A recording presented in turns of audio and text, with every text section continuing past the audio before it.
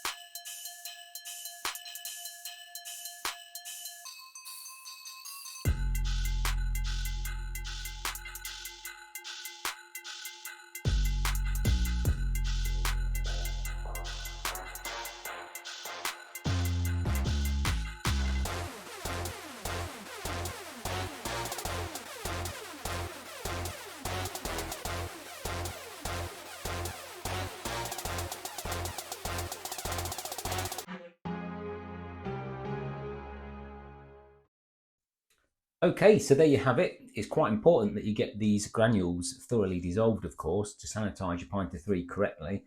I have liquid sanitizer alternatives, but of course, who wants to waste the granules that come with a Pinter beer kit? Nobody does. So it's just practical and sensible to use them. I find this method a good way to get them thoroughly dissolved and make sure that the Pinter 3 has been sanitized correctly, ready for your next brew.